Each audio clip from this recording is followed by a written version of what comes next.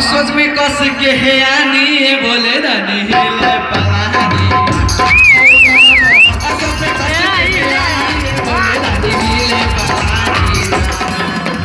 हिले पलानी बोले रानी हिले पलानी बोले रानी हिले पलानी तो घरन कस के है आनी बोले रानी हिले पलानी असोज में कस के है आनी बोले रानी हिले पलानी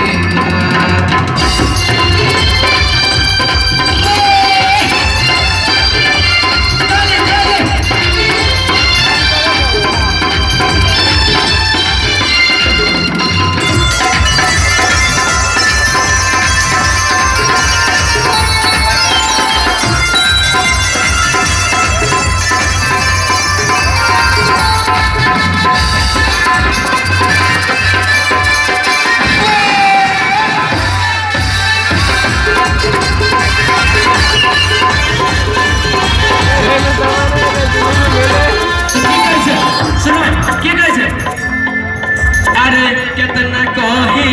ए मोरे स्वामी करे कलाई मोरा तोहरा बेबी कितना कही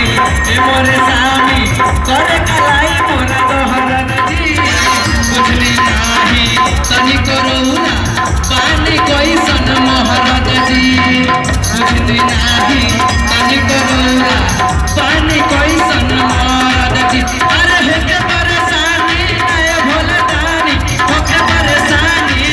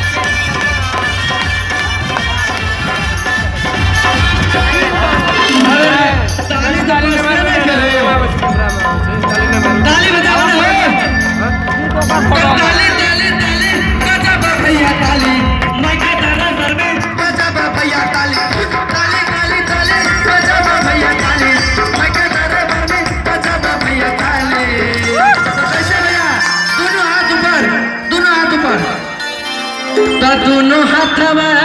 ऊपर उठा के तो भैया हो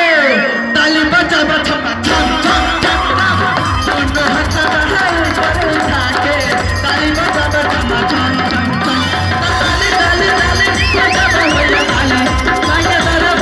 बजा भैया ताली हो ताली ताली ताली बजा भैया ताली भैया तारा में बजा भैया ताली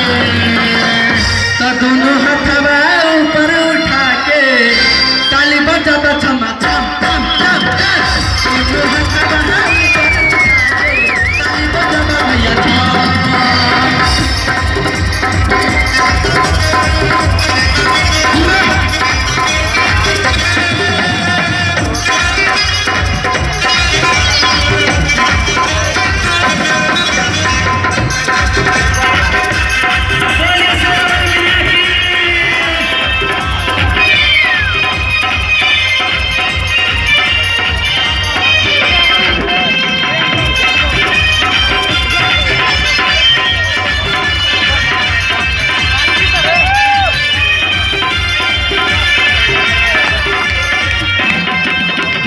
भैया